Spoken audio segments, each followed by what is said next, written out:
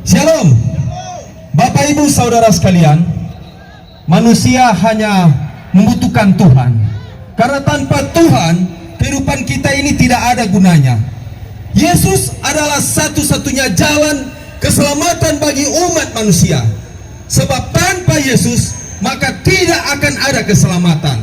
Ibrani 5 ayat 9 mengatakan, dan sesudah ia mencapai kesempurnaan, ia menjadi pokok keselamatan yang abadi bagi semua orang yang taat kepadanya. Hanya di dalam Yesus jalan keselamatan. Karena Yesus mengatakan, akulah jalan kebenaran dan hidup. Tidak ada seorang bisa sampai kepada Bapa tanpa melalui Yesus Kristus. Karena Yesus adalah firman. Yohanes 1 ayat 1 mengatakan, pada mulanya adalah firman, pada mulanya adalah perkataan Allah. Karena perkataan Allah adalah disebut firman. Firman itu bersama-sama dengan Allah. Firman itu ada di dalam diri Allah, dan firman itu adalah Allah. Saya adalah salah satu orang yang tidak percaya akan Tuhan, karena saya ini adalah orang di seberang. Tetapi ketika saya melihat Tuhan telah membawa saya pada jalan keselamatan itu, sehingga saya melihat Tuhan, ternyata ini yang Tuhan maksudkan. Hari ini saya bertobat. Hari ini saya menjadi seorang penginjil, yang sesungguhnya saya adalah orang yang tidak termasuk di dalam keselamatan itu. Karena kehidupan saya itu memang suram.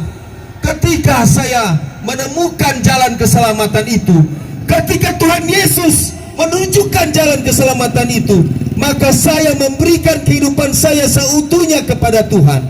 Saya memberi kehidupan saya. Karena di dalam Roma 10 ayat 9 mengatakan, ketika kita mengatakan bahwa Yesus adalah Tuhan dan percaya dalam hati bahwa Allah telah membangkitkan dia dari antara orang mati, maka kita akan keselamatan. Keselamatan itu tidak cukup. Karena bagi orang Kristen, kalau cuma menyebut bahwa Yesus adalah Tuhan belum cukup. Apa yang harus dilakukan oleh orang Kristen? Dia harus mengerjakan keselamatan itu dengan takut dan gentar. Jangan pernah ragu akan Tuhan Yesus. Jangan pernah kita meninggalkan akan Tuhan Yesus, hai orang-orang Kristen. Karena sudah waktunya kita harus bertobat menurut agama yang ada.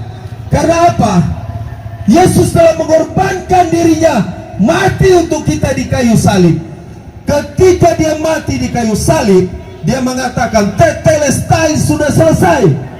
Sudah tidak ada kitab suci lagi, sudah tidak ada nabi lagi, sehingga keselamatan itu hanya di dalam dia. Coba kita lihat para bapak-bapak gereja kita. Salah satunya adalah Stefanus yang mati di 35 Masehi. Karena kalau kita melihat sejarah gereja, di situ bapak-bapak gereja kita, mereka berusaha mewartakan Injil. Setiap hari mereka mewartakan Injil keselamatan. Sehingga apa? Mengalami berbagai macam tantangan-rintangan, cobaan yang mereka alami. Contoh adalah Yohanes anak Zebedeus. Dia mempertahankan kekristenannya. Dipaksa untuk apa? Mengaku bahwa Yesus bukan Tuhan, tetapi tetap dia percaya akan Tuhan Yesus. Sehingga apa? Dia kasih minum racun, tetapi dia tidak mati. Mereka lihat, oh, rupa kabal ini. Dorang goreng tidak ada bekas luka. Akhirnya dia dibuang di Pulau Patmos. Dia pakai bahwa dia berusaha bahwa hanya Yesus Kristus jaminan keselamatan. Tidak ada jaminan keselamatan lain selain di dalam Tuhan Yesus Kristus. Nah, coba kita lihat Stefanus 35 Masehi. Dia mati martir.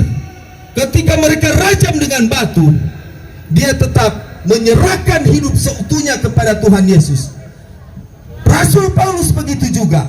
Dia bilang apa? Mati adalah untungku. Karena apa?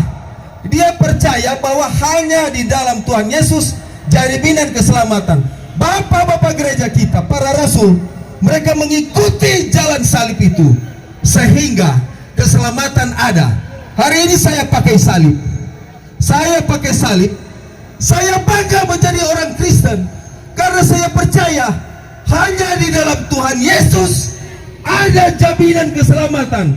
Saya, Bapak Ronald Lambe, tidak termasuk hitungan dalam, tetapi ketika saya memberi diri untuk Tuhan Yesus, memberi seutuhnya kepada Tuhan Yesus, sehingga Galatia 2 ayat 20b mengatakan, namun aku hidup, tetapi bukan aku sendiri yang hidup, melainkan Kristus yang hidup di dalam aku. Hari-hari ini saya tetap kuat di dalam Tuhan. Saya bergabung di Komando Pasukan Kristus, Kopassus. Kami melayani di mana-mana, dan Komando Pasukan Kristus ini melayani untuk kita semua. Semoga apa yang kami kerjakan, apa yang kami lakukan diberkati oleh Tuhan kita Yesus Kristus. Amin.